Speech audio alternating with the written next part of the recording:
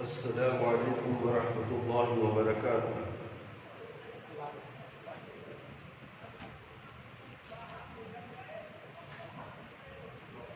اعوذ باللہ من الشیطان الرجیم، بسم اللہ الرحمن الرحیم۔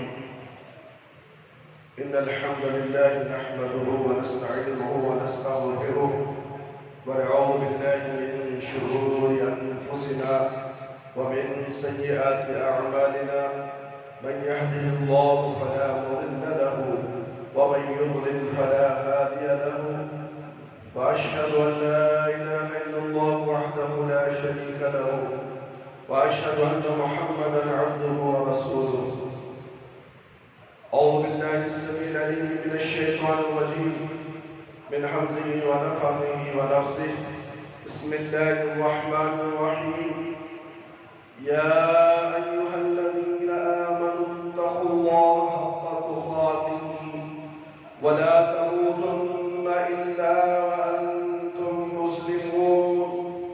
يا أيها الناس اتقوا ربكم الذي خلقكم من نفس واحدة وخلق منها زوجها وبث منهما رجالا كثيرا ونساء، واتقوا الله الذي تساءلون به والأرحام إن الله كان عليكم رقيبا۔ يا أيها الذين آمنوا اتقوا الله وقولوا قولا سديدا يصلح لكم أعمالكم ومن يغفر لكم ذنوبكم ومن يطع الله ورسوله فقد فاز فوزا عظيما۔ يا أيها الذين آمنوا اتقوا الله وقولوا قولا سديدا يصلح لكم أعمالكم ويغفر لكم من ذنوبكم ومن يطع الله ورسوله فقد فاز فوزا عظيما۔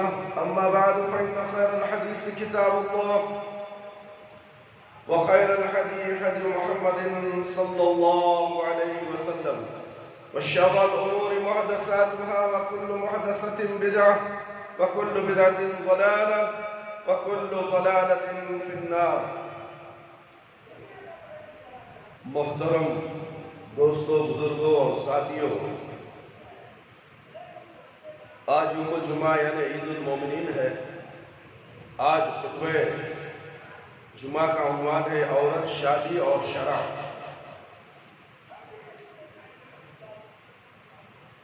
شادی کیا ہے؟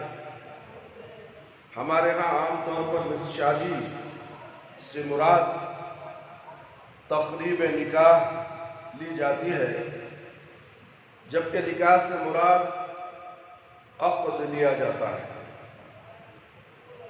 شادی فارسی زبان کا لفظ ہے، اس کا معنی خوشی، جشن، بیاہ ہندی زبان کا لفظ ہے، بیاہ ہندی زبان کا لفظ ہے، اور اس کا معنی زواج، شادی کرنا، اور مجامعت، ہم بستری کرنا۔ شیخ محمد بن صالح عثیمین رحمہ اللہ علیہ الزواج میں ابو الخالی کے حوالے سے لکھتے ہیں، اہل عرب نے ان دونوں معافی میں ایک باریک فرق کیا ہے۔ جب یہ کہا جائے کہ نکاح فلانتن او بنتی فلانی، اس نے عورت یا فلاں کی بیٹی سے نکاح کیا، تو اس کا معنی ہے شادی کرنا۔ اور جب یہ کہا جائے نکاح امرأۃ ازواجتہ، اس نے اپنی عورت یا اپنی بیوی سے نکاح کیا، تو اس کے معنی ہے مجامعت کرنا۔ الزواج ابن عثیمین، عقد عربی لفظ کا، عربی زبان کا لفظ ہے عقد، اور اس کے معنی ہے طرفین کا کسی بات پر اتفاق کرنا۔ اتفاق شدہ بات کی پابندی کرنا اور اس پر عمل درآمد کرنا، جیسے کسی سودے یا شادی کا عقد۔ المعجم الوسیط الجامعہ من العلماء، انگریزی زبان میں شادی کے لیے ویڈنگ، میرج یہ الفاظ استعمال کیے جاتے ہیں، اور نکاح کے لیے ویڈلور، بیٹی میں نے تم میرج کے الفاظ استعمال ہیں۔ الموارد، شریعت میں نکاح کا حکم اللہ عز و جل نے فرمایا۔ اللہ رب العالمین فرماتے ہیں سورہ نساء آیت نمبر 3 میں، فَانْكِحُوا مَا طَابَ لَكُم مِّن النِّسَاءِ، اور عورتوں میں سے جو بھی تمہیں اچھی لگی تم ان سے نکاح کر لو۔ اللہ عز و جل قرآن کریم میں بیان کیا ہے کہ نکاح انبیاء اور رسول کی سنت ہے۔ وَلَقَدْ أَرْسَلْنَا رُسُلًا مِّن قَبْلِكَ وَجَعَلْنَا لَهُمْ أَزْوَاجًا وَذُرِّيَّةً، صحیح سورہ رعد ہے آیت نمبر 30 ہم آپ سے پہلے بھی بہت سے رسول بھیج چکے ہیں اور ہم نے سب کو بیوی بچوں والا بنایا تھا۔ رسول اکرم صلی اللہ علیہ وسلم نے فرمایا، میں عورتوں سے نکاح بھی کرتا ہوں، خبردار جو میری سنت سے منہ پھیرے گا وہ مجھ سے نہیں ہے۔ صحیح بخاری کی روایت ہے میرے بھائی میرے دوست، جو سنت سے پھیرے گا، نبی کی سنت سے منہ موڑے گا، وہ میری امت میں نہیں ہے۔ محمد مصطفیٰ اور دوسری نبی کریم صلی اللہ علیہ وسلم نے فرمایا، زیادہ محبت کرنے والی، زیادہ بچے جننے والی عورتوں سے شادی کرو، کیونکہ میں دیگر امتوں کے مقابلے میں تمہاری کثرت پر زیادہ فخر کروں گا۔ سنن ابی داؤد کتاب النکاح۔ اے نوجوانوں کی جماعت، تم میں سے جو شخص نکاح کی استطاعت رکھتا ہو تو نکاح کر لے، کیونکہ نگاہوں کو جھکانے والا اور شرمگاہ کی حفاظت کرنے والا ہے، اور جس شخص کو نکاح کی استطاعت نہ ہو اس پر روزے لازم ہیں، کیونکہ روزے رکھنا اس کے لیے ڈھال ہے۔ صحیح بخاری کی روایت ہے میرے بھائی میرے دوست، کتاب النکاح میں اس کا ذکر ہے۔ یعنی روزے رکھنا اس کی شہوت پر بند باندھتا ہے۔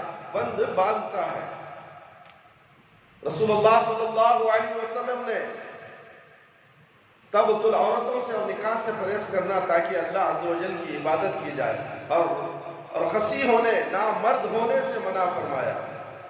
صحیح بخاری کتاب النکاح، باب ما یکرہ بالتبتل والخاص۔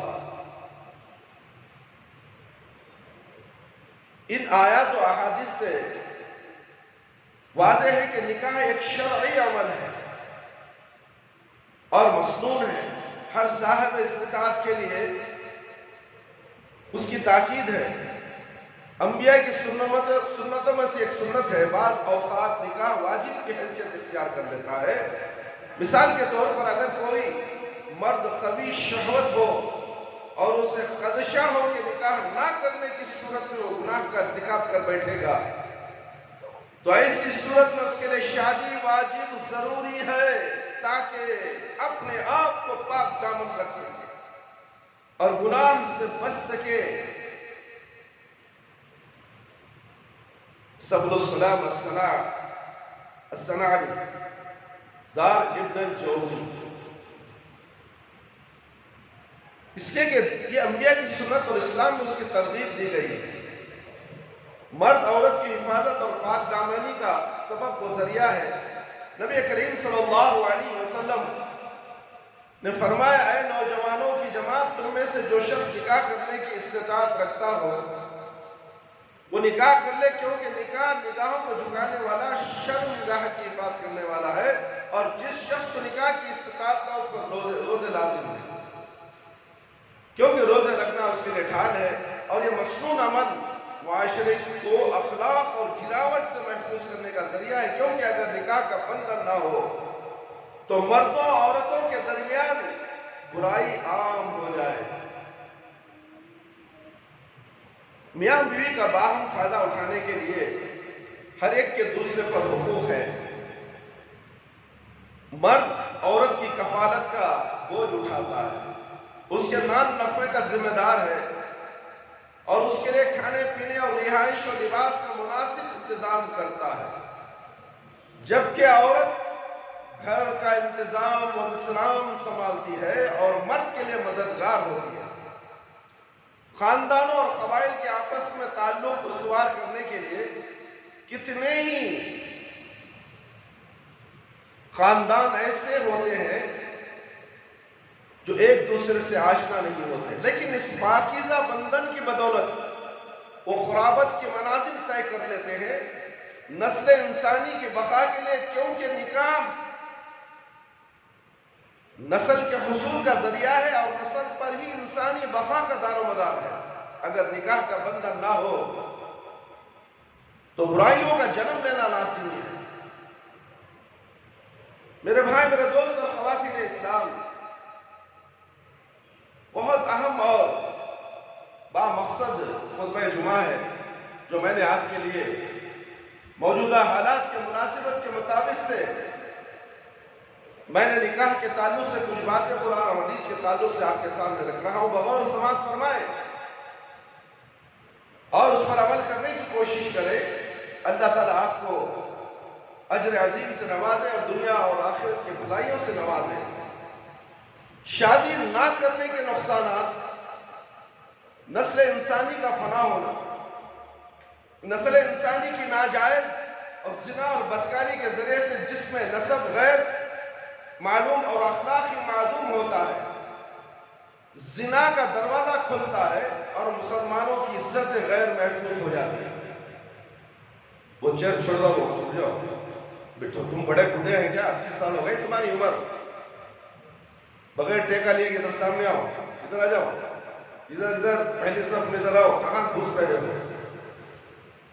افسوس ہوتا ہے، نصیحت پر نصیحت کرو، وہی رفتار جو پہلے سے بے ڈنگی تھی۔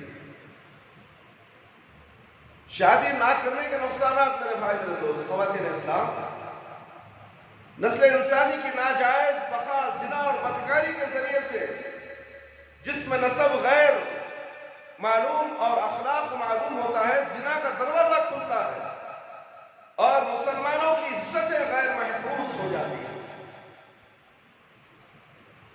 میاں بیوی کی جائز اور حقیقی فرینڈشپ سے محرومی کی وجہ سے ناجائز اور غیر حقیقی فرینڈشپ دوستی جنم لیتی ہے۔ انسان کے مسرت بھرے خاندان اور اولاد جیسی خوبصورت نعمت سے محروم رہتا ہے۔ ہم جنس پرستی کی دلدل میں ڈوبنے کا خطرہ بڑھ جاتا ہے۔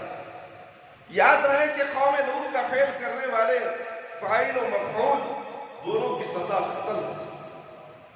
میرے بھائی، یہ سنن ابی داؤد کی روایت ہے میرے بھائی میرے دوست۔ شادی کب کی جائے، کس وقت کی جائے؟ اے میرے ماں باپو، دنیا کے ماں باپو، بچے جوان ہیں، باپ دیکھتا ہے، شادی نہیں کرتا اس لیے کہ ابھی جانے دو، ابھی کرے تو جورو ملے کو بھاگ جائے گا، ہاں کمانے والا ہے، ہم لوگوں کو چھوڑ کے چلا جائے۔ نہیں، یہ تصور غلط ہے میرے بھائی میرے دوست۔ شادی کر دینا چاہیے جب بالغ ہو جائے، ورنہ تو وہ گناہ میں رہے گا، زنا کرے گا، چھپ چھپا کے وہ اس کا گناہ تم کو بھی ہوگا۔ کون ماں باپ اپنے بچوں کی نگرانی میں رہتا ہے؟ کوئی دروغہ بنے گا، کوئی پولیس والا بنے گا، CID بنے گا اس کا؟ نہیں، وہ کھلی چھوٹ میں رہے گا، جو چاہے کرے۔ آپ کے سامنے پورا صفت انسانی یعنی صفت فرشتہ بن کر نظر آئے گا، جیسے کہ میں معصوم، مگر اصل میں وہ معصوم نہیں رہتا، گنہگار ہوتا ہے۔ اس لیے بے راہ روی سے بچانے کے لیے اپنے بچوں پر نگاہ بھی رکھے، اور جب وقت ہو گیا ہے آپ صاحب استطاعت ہیں، ہر وسائل موجود ہیں، تو انشاءاللہ آپ اس کا نکاح ضرور سے ضرور کر دیجیے۔ اور نکاح کا مقام بہت بڑا اونچا ہے جب اس کا ایمان مکمل ہو جائے گا، اور نیک اور صالح لڑکی سے، دیندار لڑکی سے اس کا نکاح کیجیے، ورنہ تو تمہارا گھر جہنم خدا بن جائے گا۔ اگر بیوی غلط آ گئی، بے نمازی ہے، قرآن پڑھنا بھی نہیں آتا، اردو پڑھنا بھی نہیں آتا، دینداری سے ناواقف جاہل عورت کو لے کر آؤ گے، اس کے بعد سوائے لڑائی اور جھگڑے اور طلاق کے، خلا کے کوئی مسئلہ حل ہوگا۔ شادی کب کی جائے، اسلام اپنے پیروکاروں کو اس بات کا درس دیتا ہے کہ وہ سن بلوغت کی حدود کو پہنچتے ہی شادی کے بندھن میں بندھ جائیں۔ رسول اللہ صلی اللہ علیہ وسلم کا فرمان ہے، اے نوجوانوں کی جماعت، تم میں سے جو شخص نکاح کرنے کی استطاعت رکھتا ہو وہ نکاح کر لے، کیونکہ نکاح نگاہوں کو جھکانے والا اور شرمگاہ کی حفاظت کرنے والا ہے، اور جس شخص کو نکاح کی استطاعت نہ ہونے پر اس پر روزے لازم ہیں، کیونکہ روزے رکھنے کے لیے، روزہ رکھنا اس کے لیے ڈھال ہے۔ صحیح مسلم کی تقدم ہے روایت۔ میرے بھائی، میرے دوست، شادی کیسے کی جائے، ایک بہت بڑا مسئلہ ہے، بہت بڑے رسم و رواج ہیں اس کے اندر، جو آج سارے مسلمان قوم امت محمدیہ، توحید پرست لوگ اور غیر توحید پرست لوگ بھی اس میں شامل ہیں۔ ایک بہت بڑی عجیب و قسم کی بات ہے جو ہندوانہ رسم ہے، منگنی، ہندی زبان کا لفظ ہے، ہندی زبان سے کہا جاتا ہے منگنی، جس کے معنی ہے شادی کی نسبت، جس میں لڑکی لڑکے کو شادی کے لیے منسوب کر دیتے ہیں۔ نسبت کرنا یا نسبت ٹھہرانا بھی اسی معنی میں استعمال ہوتا ہے۔ عربی زبان میں نسبت کے مفہوم کے قریب حبتا کا لفظ ہے، جس کے معنی ہے شادی کے لیے لڑکی کے گھر پیغام بھیجا۔ اسلام منگنی کا تصور نہیں، اسلام میں منگنی کا تصور، منگنی کی تقریب کا اسلام میں کوئی تصور نہیں۔ البتہ حبتا، خطبتا، شادی کا پیغام بھیجنا وہ ضروری ہے۔ اسے صحیح مسلم نے روایت کی ہے۔ منگنی کی تقریب، غالباً منگنی کے رسم کا تصور ہندوستان کی تہذیب میں موجود ہے، جس کے مطابق ایک رسم بڑی دھوم دھام سے کی جاتی ہے، اور اس رسم میں عام طور پر مندرجہ ذیل امور کا اہتمام کیا جاتا ہے۔ یعنی منگنی کی انگوٹھی، منگنی کی تقریب میں برادری کے چیدہ افراد کی شرکت، تحائف کا تبادلہ، زیورات، کپڑے اور نقدی وغیرہ، لڑکے اور لڑکی کی آرائش اور نمائش، لڑکے اور لڑکی کے لیے خاندان والوں کی طرف سے تحائف۔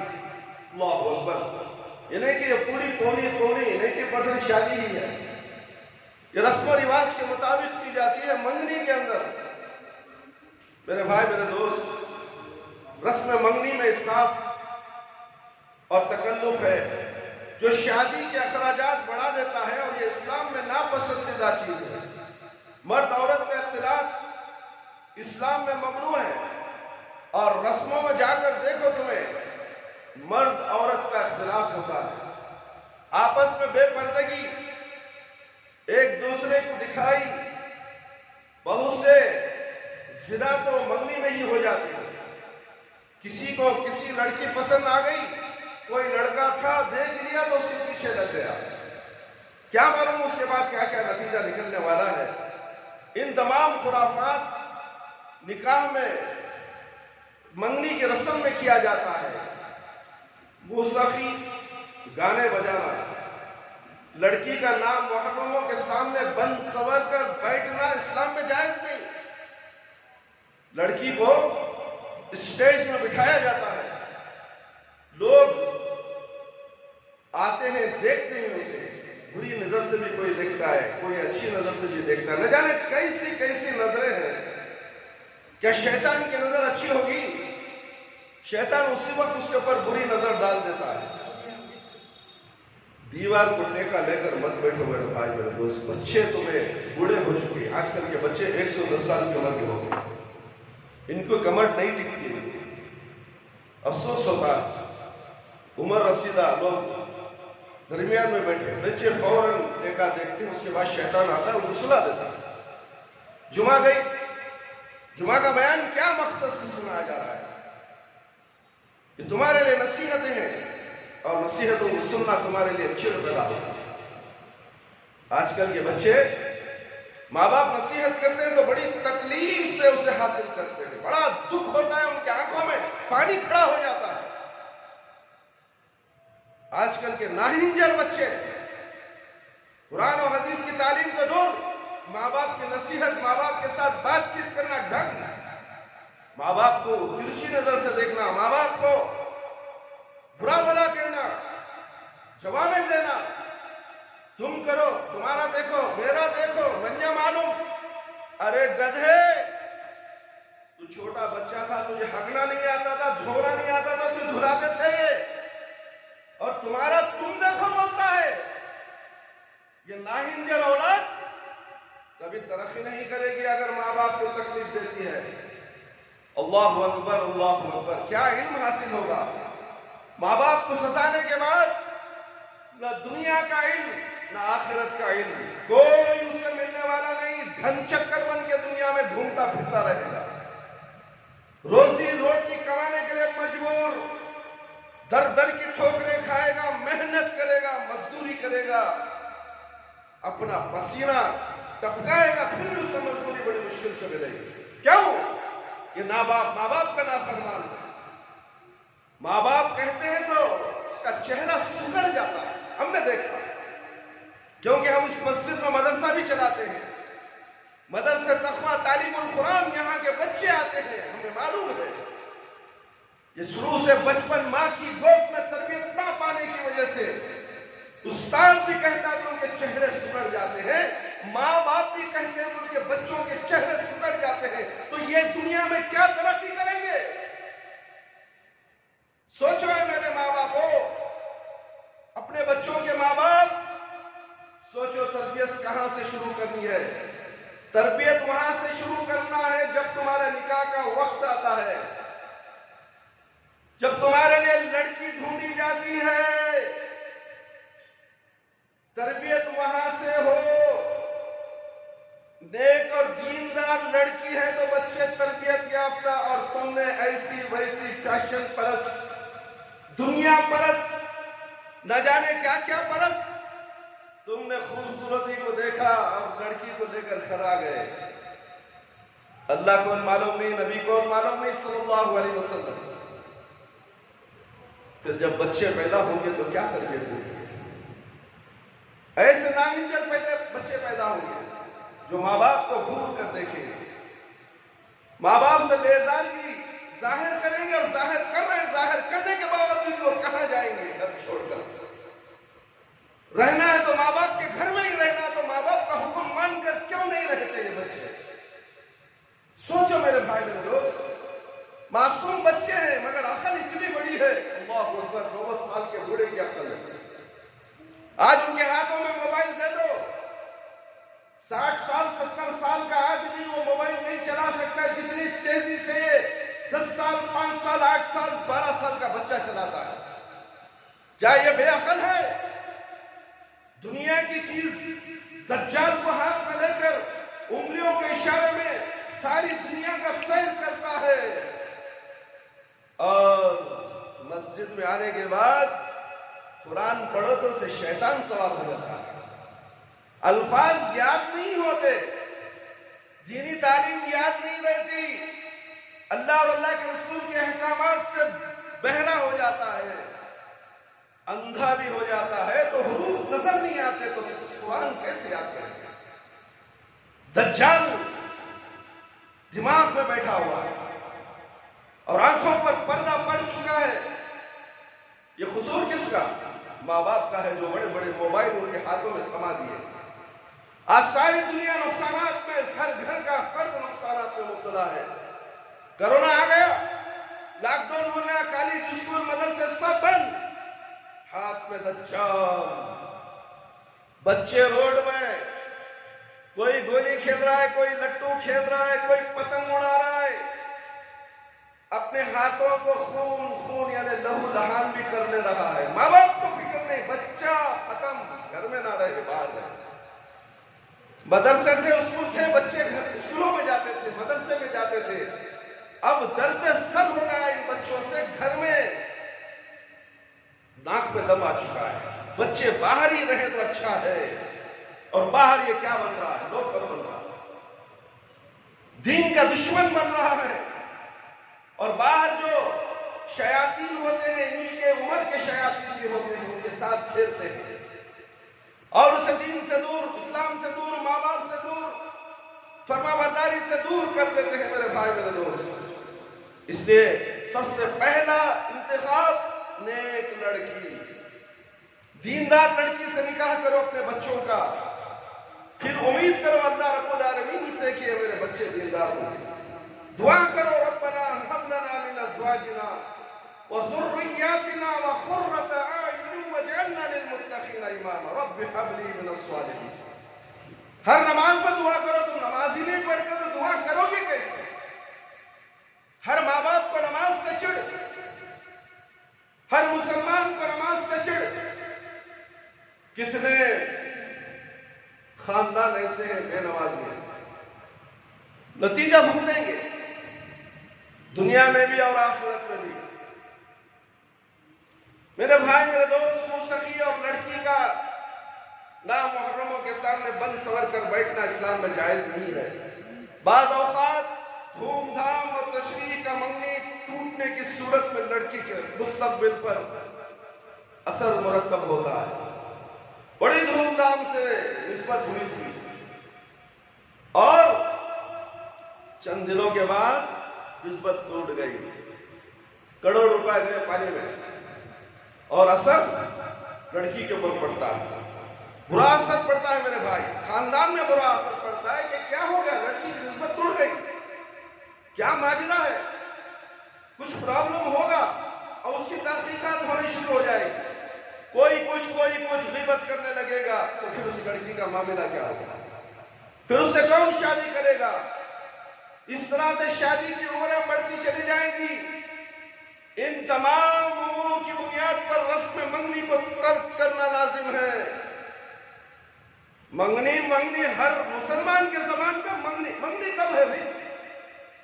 ارے بات چیت کر رہا ہوچ گئے بلے، منگنی کیا؟ منگنی کی رسم دعوت دینا، بریانی کھلانا، مٹھے تقسیم کرنا، کیا ہندو ہے تو؟ ارے تو مسلمان ہے، بات طے ہوگی، نکاح کر، ولیمہ کر، ختم۔ دنیا کے جھمیلے کر، سود کو پیسے لے کر، قرضات لے کر بیٹی کی شادی کرتا ہے، پھانسی لے کر باپ کا انتخاب ہے۔ پوری وہاں کی آواز پوری ہمارے مسجد میں، خرچ کے بہت چلے، اللہ نیک ہدایت دے لوگوں کو، سود کے پر سود ادا نہیں کر سکتے، مددگار نہیں، کاروبار ٹھپ، اولاد بنا فرمان باپ کا مدد کرنے کے لیے نہیں آتی، برین دے باپ، میرے کو کیا جانا ہے۔ تو اس حالت میں کیا ہوگا میرے بھائی؟ نقصانات ہی نقصان منگنی کی وجہ سے ہو رہے ہیں۔ اسلامی احکامات کے مطابق عورت کو اپنے منگی تر سے پردہ کرنا لازم ہے۔ جب بات طے ہو گئی تو اس کے بعد پردہ لازمی ہے۔ منگی تر سے تنہائی میں ملاقات کرنا، اس سے ہاتھ ملانا، اس سے شیریں لہجے میں غیر ضروری گفتگو کرنا، ارے اب تو ہماری ممی چلو فون کریں گے، ہے نا آج کل رواج، واٹس ایپ کریں گے، چیٹ کریں گے، نہ جانے کیا کیا شیطان حربے استعمال کر چکا ہے۔ یہ چیٹ نہیں ہے، جہنم کی پیپ اور حیض کا خون جو نکلے گا عورتوں کی، وہ چیٹ ہے، یہ چیٹے گا یہاں بھی ہو۔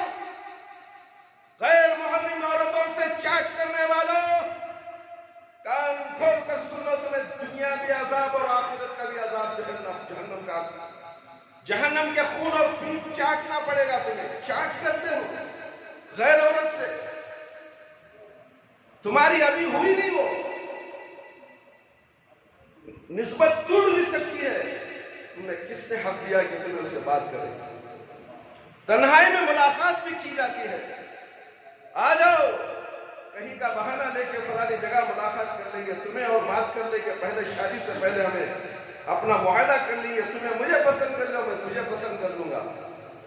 آج کل یہ موبائل کے ذریعے سے فسادیں ہو رہے ہیں میرے بھائی، مگر ماں باپ آنکھ بند کر کے بیٹھے ہوئے ہیں۔ ٹیلی فون پر گفتگو بھی اسی میں شامل ہے، واٹس ایپ کے اندر چیٹ کرنا، تصاویر کارڈ، خطوط اور تحائف وغیرہ کا تبادلہ غیر صحیح ہے۔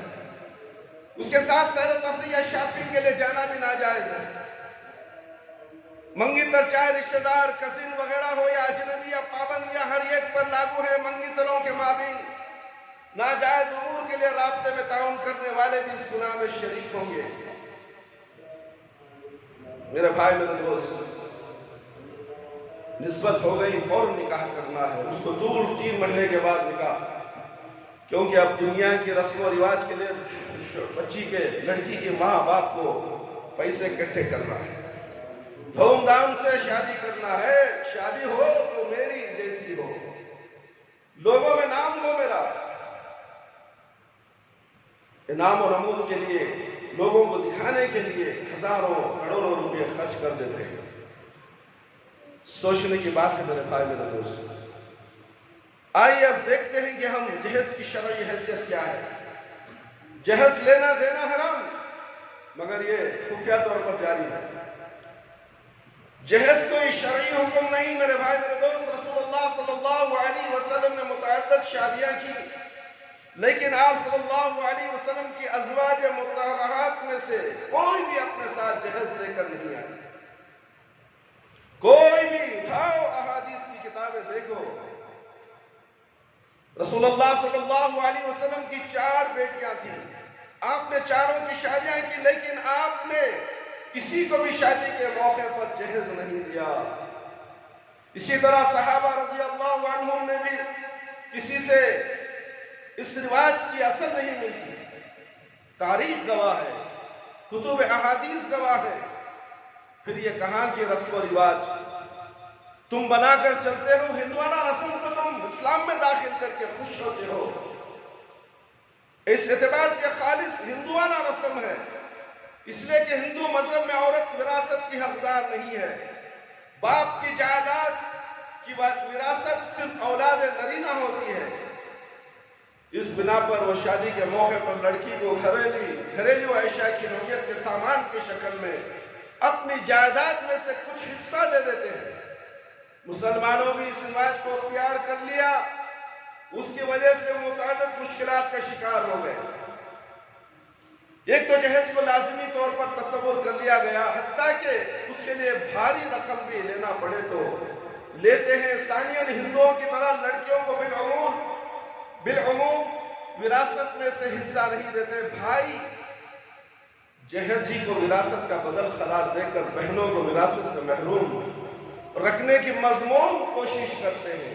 یہ سراسر عورتوں پر ظلم ہے، ظلم۔ اللہ عز و جل نے مرد کو عورتوں پر خوام بنایا ہے، حاکم بنایا ہے۔ اس کی ایک وجہ ہے کہ وہ عورت پر اپنا مال خرچ کرنے والا ہے۔ یہ مال خرچ کرنا کیا ہے؟ عورت کو مہر دینا، اس کے نام نفقے کا انتظام کرنا اور شادی کے پیشتر اخراجات برداشت کرنا، یہی وجہ ہے کہ شریعت میں مرد کو ولیمے کرنے کا حکم دیا گیا۔ لیکن لڑکی یا لڑکے کی والدین پر کوئی خرچ نہیں ڈالا گیا۔ لیکن لڑکی یا لڑکی کے والدین پر کوئی خرچ نہیں، مگر آج تو لڑکی والوں پر اتنا بوجھ ڈال دیتے ہیں۔ یہ نامرد ہے، خود کمانا نہیں جانتے، عورت کے پیسوں میں زندگی گزارنا چاہتے ہیں۔ جہیز کی یہ لعنت، ایک مرتبہ جہیز لے لیا تو پھر یہ پوری شادی پوری زندگی بھکاری بن کر زندگی گزارے گا۔ بار بار ماں باپ سے کہے گا، جا تیرے ماں باپ سے فلانا لینے کا بزنس کرنا ہے، میرے پاس پیسے کے زیور بھیج دے گا، پھر لگا دے گا بزنس میں، کاروبار میں نقصان ہوگا تو پھر جبر کرے گا، جا لے گا نہیں تو تجھے طلاق۔ بیچاری ڈر کے مارے، بیچارے وہ ماں باپ بھی ڈر کے مارے کہیں میری بچی گھر میں آ کر نہ بیٹھ جائے. بڑی مشکل سے میں نے جما کر شادیاں کی بچیوں کی. اب ایسا ماحول آ گیا کہ یہ بچی بھی گھر میں آ کر بیٹھ گئے. کیا کرو؟ پھر وہ سود کے لیے یا خرچ کی طرف جاتا ہے اور پیسے لاتا ہے. پھر یہی سلسلہ چلتا رہتا ہے. اس کے بعد راستہ بند ہوتا ہے تو بیوی پر مار پھاڑ بھی شروع ہو جاتی ہے, گالی گلوچ بھی شروع ہو جاتی ہے.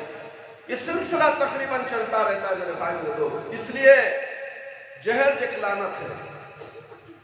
فاطمہ رضی اللہ عنہا کی بابت جو مشہور ہے کہ نبی کریم صلی اللہ علیہ وسلم نے ان کو جہیز کے طور پر کچھ سامان دیا تھا. یہ غلط ہے, یہ سراسر غلط ہے. سنیے حدیث کیا کہتی ہے اور سے سنیے.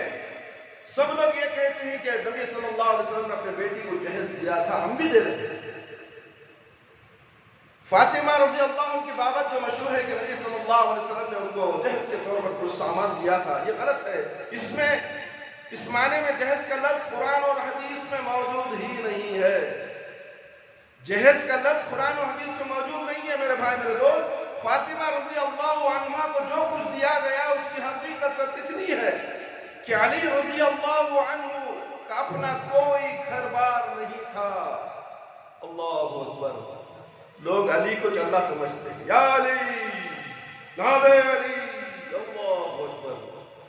کیسے کفریہ کلمے استعمال کرتے ہیں, یہاں کیا کہا جا رہا ہے؟ علی رضی اللہ تعالیٰ کا کوئی گھر بار نہیں تھا. اللہ کے پاس کیا ہے؟ سب کچھ ہے. ساری کائنات کا مالک اللہ رب العالمین. تم نے ہم کو اللہ کا درجہ دے دیا. تم نے تو غیرے کو بھی اللہ کا درجہ دے رکھا ہے. علی کو چھوڑو رضی اللہ عنہ. سوچو میرے بھائی میرے دوست, سوچنے کی بات ہے. احادیث پر غور و فکر کرنے کی بات ہے.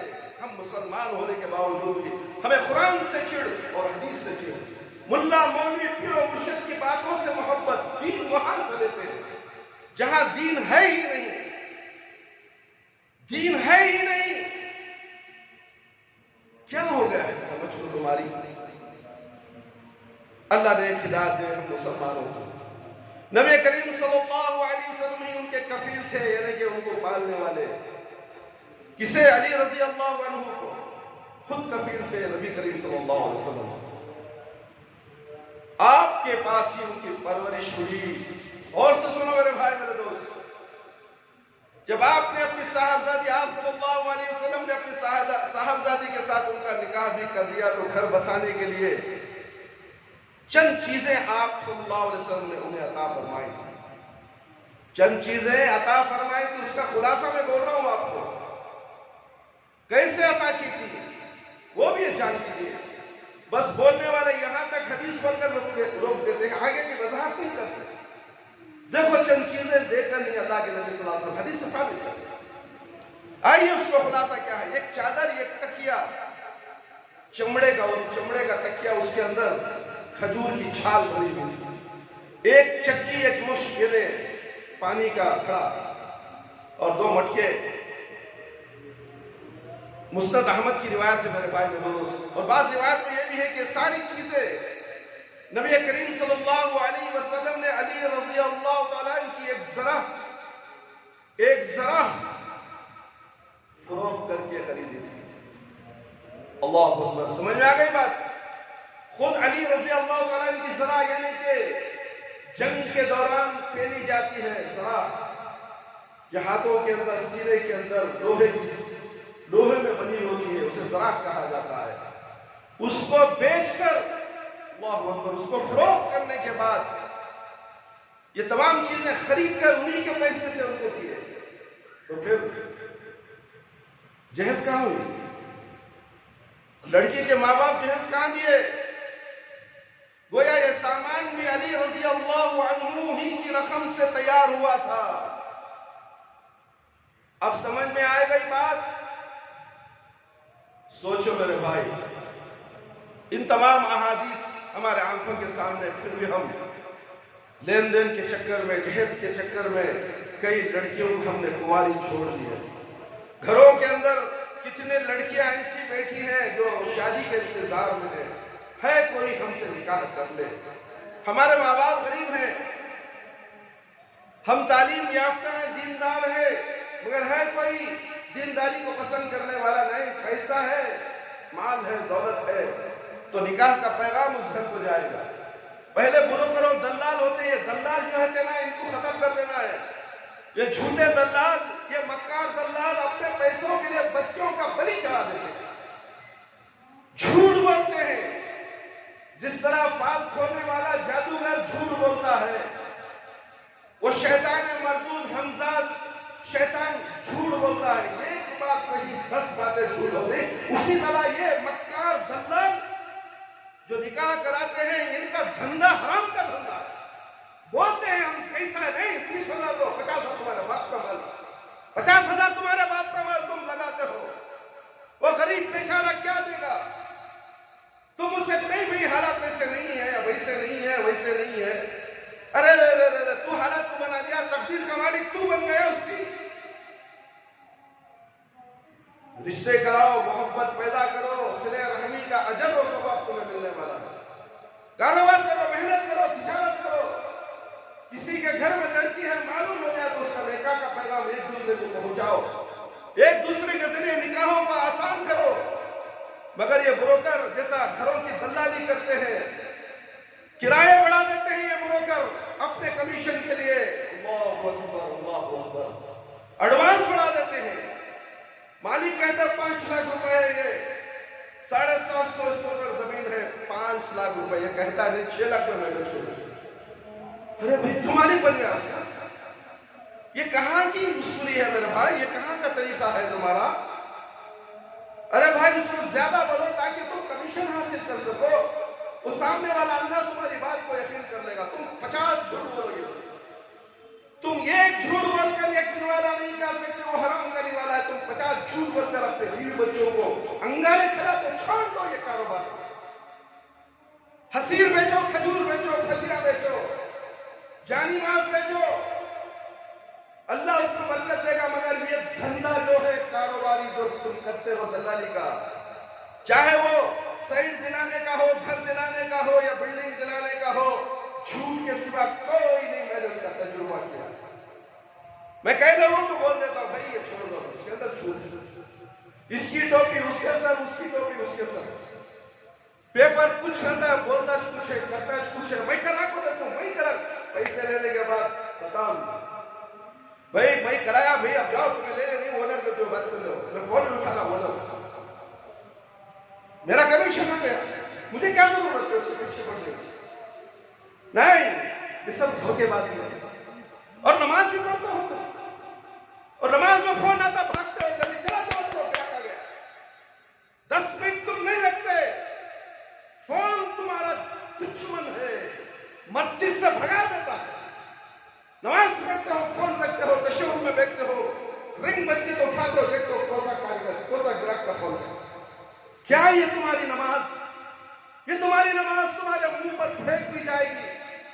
کیا تم ایسے نمازی ہو؟ کاروبار دماغ میں رکھ کر نماز، اللہ اکبر، جب مسجد میں داخل ہو جاؤ تو یہ تصور کرو کہ اللہ مجھے دیکھ رہا ہے، میں اللہ کو دیکھ رہا ہوں، مگر تم تو موبائل کو دیکھتے ہو، موبائل میں برابر سجدے کی طرف رکھتے ہو تاکہ اسے لائٹ چمکے تو تمہارا دماغ چمک جاتا ہے کہ ارے رے رے رے گراہک کا فون لگایا، مولوی صاحب تشہد میں بہت دیر سے بیٹھ گئے، بے قراری، بے چینی، یہ تمہاری نماز ضائع ہونے والی ہے۔ کیا سمجھتے ہو میرے بھائی؟ غور کرو، تمہاری نمازوں کا کیا حال ہے، اس کا انجام کیا ہوگا؟ موت تمہارے سر پر کھڑی ہے۔ موبائل بجتا ہے تو مسجد سے بھاگتے ہو، مسجد میں جتنی دیر بیٹھتے ہو موبائل ہاتھ کر بیٹھو، نماز کا ثواب، نماز کا ثواب، مسجد میں بیٹھنا نمازی کہا جاتا ہے۔ تم دجال کا فون آیا، مسجد خالی کر دی، دینی باتیں ہوتی ہیں، فون آتے فوراً کان کو لگا کے مولوی صاحب کو سکھاتا ہے کہ فون ارجنٹ آگا میں جاؤ، اللہ کیا ہے؟ جب اللہ اور اللہ کے رسول کی باتیں ہوتی ہیں تو فون سے تم نہیں جا سکتے بغیر اجازت کے امام صاحب سے، آپ کو اجازت لینی پڑے گی۔ آپ قرآن اور حدیث کی باتوں کو لات مار کر جاتے ہو، مجھے فون آ گیا، قرآن اور حدیث کی اہمیت تمہارے پاس نہیں تو پھر اللہ کے پاس تمہاری اہمیت کیا ہوگی؟ میرے بھائی میرے دوست، حق مہر وہ رقم ہے جو مرد نکاح کے وقت عورت کو ادا کرتا ہے یا ادا کرنے کا وعدہ کرتا ہے۔ حق مہر کی ادائیگی مرد پر واجب اور ضروری ہے، اگر عورت اس میں کوئی رعایت کر دے تو یہ عورت کا حق ہے۔ صحیح بخاری کی روایت سورۃ بقرہ آیت نمبر 230 رسول اللہ صلی اللہ علیہ وسلم نے ایک مفلس صحابی کا نکاح کیا اور عورت کا حق مہر قرآن کی تعلیم مقرر کیا۔ سمجھتے ہو، شوہر اگر قرآن پڑھا لکھا ہے، غریب بھی ہے، لڑکی بھی غریب ہے، شوہر مہر نہیں دے سکتا تو قرآن کی تعلیم تو اسے دے، نیت یہ کر لے کہ میں قرآن کی تعلیم سے اسے آراستہ کروں گا، مہر حق ادا ہو جائے۔ اتنی آسانی، لکھو بھی 5,05,500 اللہ اکبر، دیتا نہیں بے شرم، لوگوں کے سامنے روب جمانے کے لیے مہر حق لکھتا ہے 5,05,500 1 روپیہ بھی دیتا نہیں، لاش کا۔ یہ سب جھوٹے ناٹکیں چھوڑو، جو سنت کے مطابق آسان مہر ہے اسے ادا کرنے کی کوشش کرو۔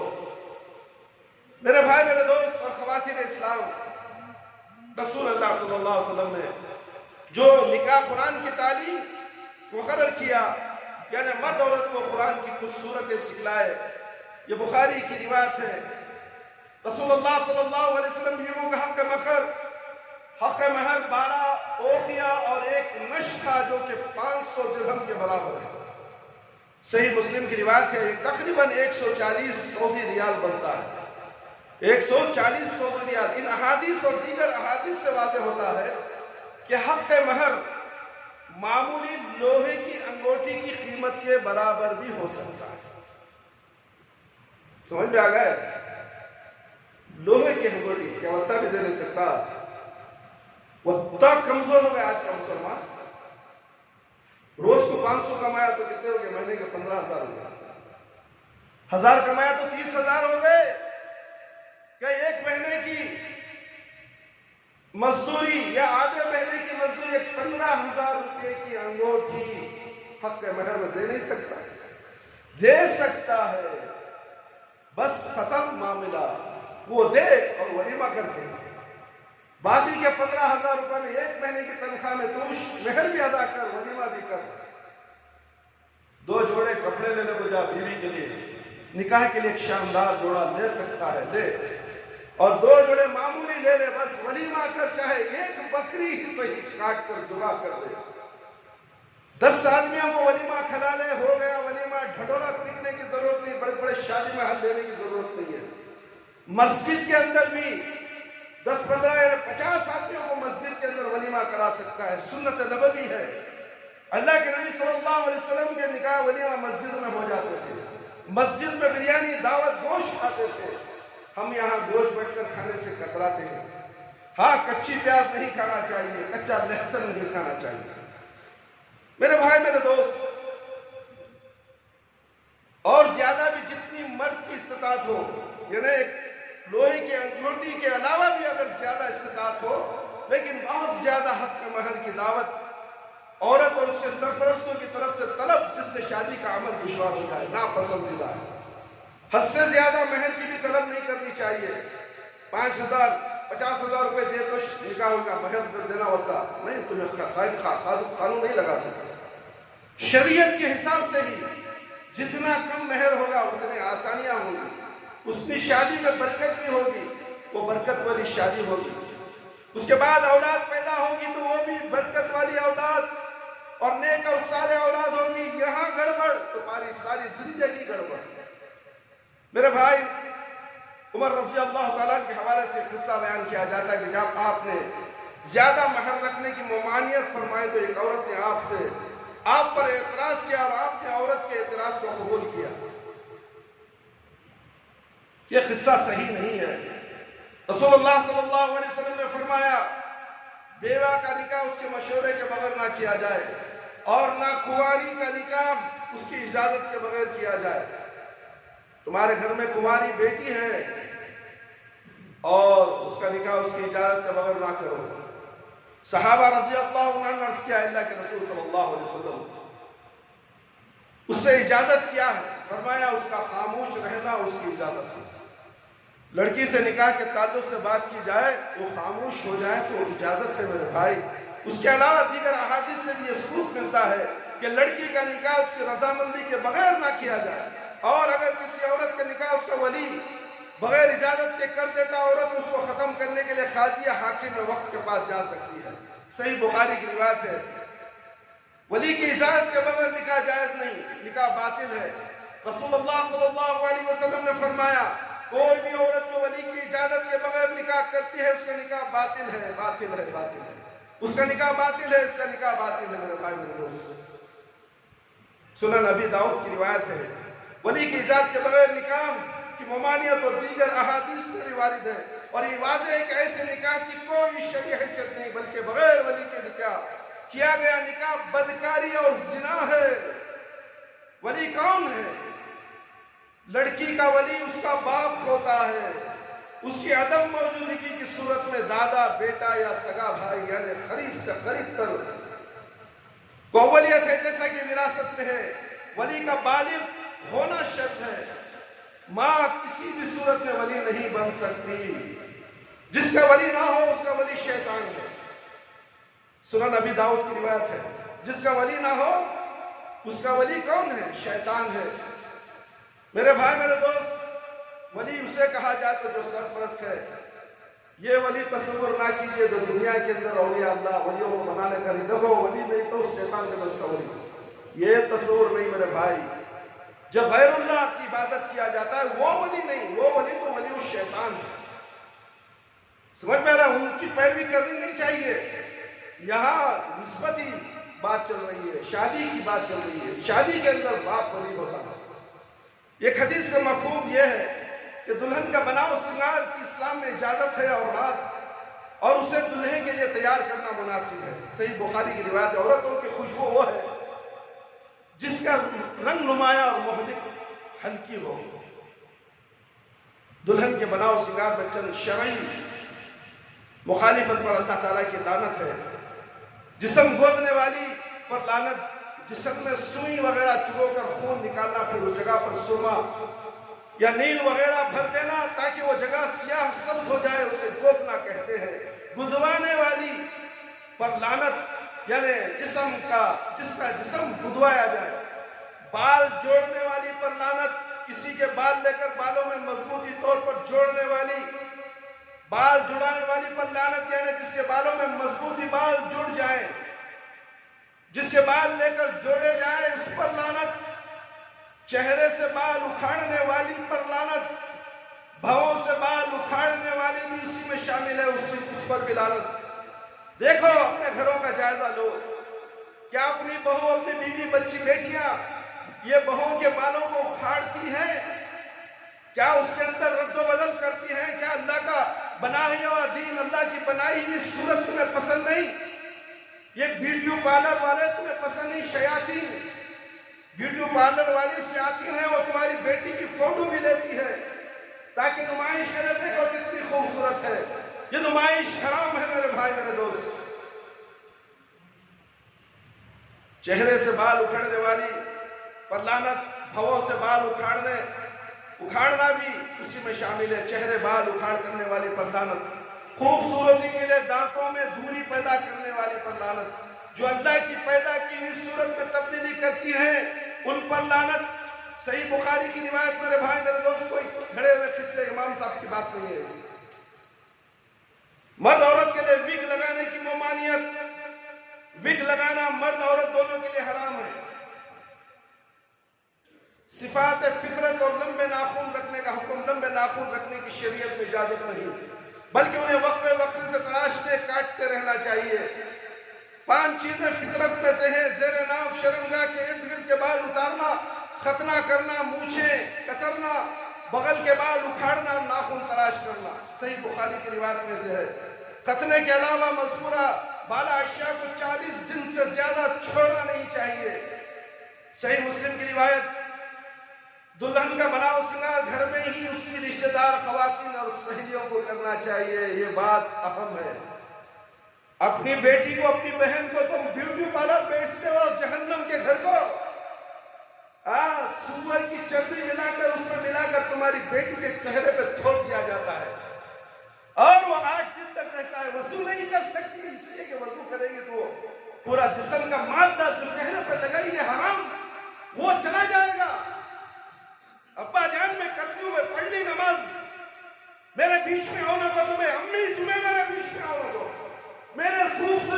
دشمن تم ہو. یہ ماں باپ کو غلط سبق بولنے والی بچیاں کہاں سے سیکھتی ہیں؟ بیوٹی پارلر سے. جلا دو ان بیوٹی پارلروں کو. وہاں پر مرد بھی ہوتے ہیں بیوٹی پارلر کے اندر. تم گئے, تمہیں اجازت نہیں اندر جانے کی. وہاں کیا کیا ہوتا ہے تمہیں معلوم نہیں میرے بھائی. بہت سے بیوٹی پارلروں کے اندر زنا کے ایجنٹ بھی ہوتے ہیں, زنا کرواتے ہیں, زنوں کا دام لگاتے ہیں. کیا تم اس خرافات کی جگہ بھیجتے ہو؟ کیوں؟ تمہاری ماں تمہاری بیٹی کو خوبصورت نہیں بنا سکتی, گھر کے اندر تیار نہیں کر سکتی, بیوٹی پارلر جانا ضروری؟ ہرگز نہیں, ہرگز نہیں میرے بھائی میرے دوست.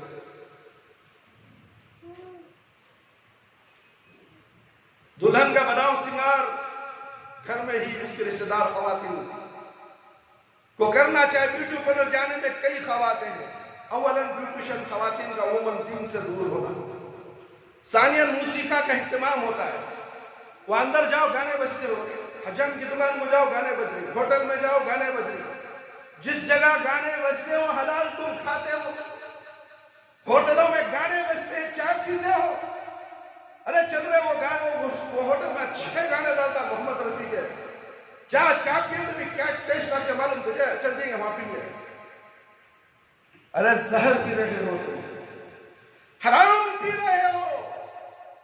موسیقی کے تال میں تم نے چائے پی, کھانا کھایا اور حرام کھایا. 40 دن تک تمہاری عبادت قبول نہیں ہوگی. مرو گے تو جاؤ گے جہنم میں. تم نے موسیقی کو پسند کیا, تم نے گانے کو پسند کیا. بیوٹی پارلر میں گانے, بسوں میں گانے, کہاں کہاں گانے, موبائل کے اندر گانے, نیٹ کے اندر گانے. پورا بازار گانوں کا, پوری دنیا گانوں کے اندر سمائی ہوئی ہے. اور یہ قیامت کی آزمائش ہے. عذاب الہی تو کرونا کی شکل میں تمہاری آنکھوں کے سامنے گھوم رہا. ابھی اس کی دہشت دور نہیں ہوئی, کرونا کی دہشت دور نہیں ہوئی. مسجدیں ویران, بازار گرم. بازار میں کرونا نہیں آئے گا, مسجدوں میں کرونا آئے گا. مسجدیں خالی ہو چکی ہیں, مصلی نظر نہیں آ رہا ہے. ڈر ہوتا ہے کہ کرونا آ جائے گا. تو لوہے کے گھر میں بیٹھ جا شیطان. کرونا تو وہاں بھی گھسے گا اور تیری موت آئے گی تو بے موت حرام موت مرے گا اور جہنم میں چلا جائے گا. نماز چھوڑتا ہے, مسجد سے دور ہوتا ہے, کرونا کے ڈر سے, موت کے ڈر سے. موت کا ڈر تجھے اگر ڈر ہے تو نماز پڑھ. موت تو آئے گی, ایک لحظے میں تیری موت روح نکل جائے گی, ہوگی حیثیتناک روح. اس کے بعد ہمیشہ ہمیشہ کے لیے کرونا کے باپ جیسا عذاب تیرے پر مسلط ہونے والا. اس کا ڈر ہے تجھے. کرونا آ گیا, کرونا آ گیا, کرونا کرونا ڈرونا, کرونا ڈرونا. نظمیں نکل گئی, نعتیں پڑھ رہے ہو, قصیدے گانے والے.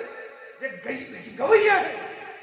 اسلام کا لبادہ اوڑھ کر شرکیاں نعتیں پڑھتے ہیں. یہ گویے مرے گا تو اس کی آواز گویے کی طرح کتے کی آواز نکالے گا خبر کے اندر. اسلام کا نام لے کر شعر مارتا ہے, پارکوں میں کھڑ کر جھومتا ہے. کیا یہ طریقہ ہے؟ نعت پڑھنے کا طریقہ یہی ہے. جھوم کر میوزکوں میں اللہ اور اللہ کے رسول کے نام لے. یہ گدھا ہے, اور مرے گا اٹھے گا تو گدھے کی آواز میں اٹھے گا. میرے لائٹر زیادہ 20,000 روپے خرچہ ہو گیا مجھے ایک نعت ریکارڈ کر. تو ریکارڈ کر رہا ہے یا جہنم کو خرید رہا ہے؟ اور یہ ہمارے نوجوان خوش ہوتے, دیکھو بھی کتنا اچھا نعت پڑھ. لائک کرو, لائک کرو. ملین کے حساب سے لائک. یوٹیوب والوں سے تحفے بھیج رہے ہیں, او خوش. جہنم سے تحفہ آ گیا, خوش ہو گیا. اللہ کی بے حرمتی, نبی صلی اللہ علیہ وسلم کی بے حرمتی. کیا اسے ناہنجت کو نظر نہیں آ رہی ہے؟ وہ سننے والوں کو نظر نہیں آتی. احادیث آگے بڑھا سکتا. قرآن کا ترجمہ آیا ہے 5 منٹ ہی 6 بڑھا رہے, کون سنتا ہو گئی. اس کے بعد آگے بڑھا رہے, ڈانس کرتے رہتے, اچھی دکھی وہ دیکھیں گے. بھائی اپنے بچوں کا جائزہ لے تو صحیح. تم نے تو موبائل سما دیا, فکر ہی نہیں ہے. میرے بھائی میرے دوست, موسیقی کا اہتمام, ثانیاً پردے کا عدم اہتمام ہونا. بعض اوقات خواتین کی لاعلمی میں ان کے فوٹو اتارنے کا خدشہ بھی ہوتا ہے. خالصاً تیار ہونے والی خاتون کے حسن و جمال کی نامحرم مردوں میں تشہیر کا غالب امکان ہونا.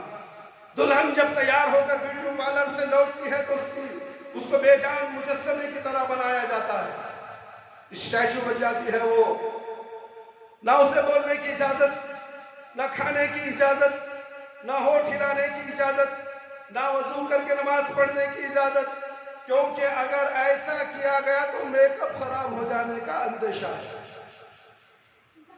یہاں تک کہ پانی پلانے کے لیے پائپ کی کاڑی استعمال کیا جاتا ہے تاکہ کہیں ہونٹوں سے سرخی لپسٹک نہ اتر جائے، میک اپ خراب ہونے کے خطرے سے نماز کا چھوڑنا صریحاً مالک کائنات کے حکم کی نافرمانی۔ اللہ اکبر، اللہ اکبر۔ میرے بھائی میرے دوست، بہت سی باتیں ہیں، اسی کو ہم انشاءاللہ 2-3 جمعے سے عورتوں کے تعلق سے ہم بیانات دے رہے ہیں، اور ہمارے پورے بیانات اللہ رب العالمین کے فضل سے یوٹیوب کے اندر ہیں، اور غیرت مند ماں باپ سے گزارش ہے کہ اس کو سنیں، میرے بھائی میرے دوست۔ تعلیمات تقوی کے نام سے چینل ہے، آپ لگائیں، اس کو سبسکرائب کریں۔ صحیح بیان، صحیح آیت قرآن حدیث کے ذریعے سے آپ کو بیان میسر ملے گا، جھوٹی کہانیاں، وعدے، قصے نہیں۔ اپنے گھر کو جنت بنانا ہے تو قرآن و حدیث کو سنیں، اور اپنے گھر کا جائزہ لیتے ہوئے اپنے گھروں کو جنت نما کر بنائیں، اپنے بیوی بچوں کو جنت کو جانے والا بنائیں۔ تمہارے بعد بھی، مرنے کے بعد بھی تمہارے بچے ہاتھ اٹھا کر تمہارے لیے دعا کریں اور تمہارے لیے صدقے جاریہ بنے۔ تم جب مر کر جاؤ قیامت تک تمہاری نسل در نسل تمہارے لیے دعا کرتے رہے تو انشاءاللہ اس کا جو ثواب ملے گا۔ بہت سے باتیں ہیں انشاءاللہ اللہ جمعہ آپ کے سامنے رکھی جائیں گی۔ اللہ رب العالمین سے دعا ہے کہ اللہ تعالیٰ مجھے اور آپ تمام کو ان تمام قرآن اور حدیث کی باتیں جو ہم نے آپ کے سامنے کہی ہیں بغور آپ پہ سماعت فرمایا، اس پر عمل کرنے کی زیادہ سے زیادہ کوشش کریں، اور ہر وقت اللہ کا ڈر آپ کے دل میں ہونا چاہیے، کرونا کا ڈر نہیں۔ کرونا تو اللہ کی ایک حقیر جراثیم ہے جو اللہ نے تمہارے آزمائش کے طور پر دنیا میں پھیلائی ہے۔ یہ رب العالمین کا عذاب ہے، یہ عذاب اللہ کے حکم سے ہی چلے گا، ساری دنیا مل کر بھی عذاب کو ٹال نہیں سکتی۔ اس لیے اپنے دل کے عقیدے کو مضبوط کیجئے۔ بیماریاں دینا اللہ کا کام ہے، شفا دینا بھی اللہ کا کام ہے، تو ہمیں اللہ رب العالمین کے سامنے رجوع ہو جائے، نمازوں کی پابندی کریں، 5 وقت پابندی سے نماز ادا کریں، اول وقت پر نماز ادا کریں، اور نمازوں میں خشوع اور خضوع اللہ تعالیٰ عطا فرمائے۔ اللہ شرک سے بچا لے، بدعت سے بچا لے، دنیا کے خرافات، رسم و رواج سے بچا لے، شادی بیاہ بالکل آسانی سے ولیمہ سنت نبوی کے طریقے سے عطا فرمائے۔ اللہ تعالیٰ ہم سب کو دیندار بنا دے۔ اے اللہ ہمارا خاتمہ ایمان بالخیر پہ فرما۔ اے اللہ ہمارے والدین، ہمارے رشتہ دار جو اس دنیا سے جا چکے ہیں، موذی بیماری میں ہو یا کرونا کی بیماری میں اس دنیا سے چلے گئے، اے اللہ ان کا علم ہمارے پاس نہیں ہے، اے اللہ تو رب العالمین تمام علموں کا مالک ہے، تو علم رکھنے والا ہے، اگر وہ قابل رحم ہے، قابل مغفرت ہے تو اے اللہ تو ان کی مغفرت فرما دے۔ ہم حکم نہیں لگا سکتے اے رب العالمین، اے اللہ ان کی مغفرت کر دے۔ میں کون ہوتا ہوں بولنے والا؟ اے اللہ تو رب العالمین ہے، ان کے کاموں کو تو جاننے والا، ان کے عملوں کو تو جاننے والا۔ اے مسلمان بھائیو دعا کرو تو اس طریقے سے کرو، اے اللہ اگر وہ مغفرت کے قابل ہیں تو اے اللہ ان کے لیے تو دعا قبول فرما، ان کی خبر کو نور سے بھر دے۔ اے اللہ ان کی کروٹ کروٹ جنت نصیب عطا خبر کے اندر، اے اللہ جنت الفردوس میں اعلیٰ سے اعلیٰ مقام میں تو جگہ عطا فرما۔ اگر وہ قابل مغفرت ہے، اللہ کو معلوم ہے وہ مغفرت ہے یا نہیں۔ ہم لکھ دیتے ہیں اخبار میں مرحوم مغفرت نہیں، ہمیں نہیں معلوم، کیا معلوم بننے والا بے نمازی تھا، مشرک تھا۔ تم مغفرت ہو، تم نے ٹھیکہ لے رکھا ہے، تم اللہ بن گئے، نہیں بن سکتے۔ اللہ رب العالمین کو معلوم ہے ہر انسان کے اعمال نامے کے بارے میں۔ جب تک اعمال نامہ ہمارے ہاتھوں میں نہیں دیا جائے گا ہمیں مغفرت شدہ ہے یا نہیں، وہ قیامت کی اوگھڑی ہے۔ نفسی نفسی کا عالم ہے میرے پروردگار، اس وقت ہمیں رسوا مت کر میرے پروردگار۔ اے اللہ ہمیں موت دے تو ایمان کی حالت میں موت دے، جب ہماری روح ہمارے جسم سے نکلے تو اے اللہ ہماری زبان پر کلمہ لا الہ الا اللہ محمد رسول اللہ جاری ہو۔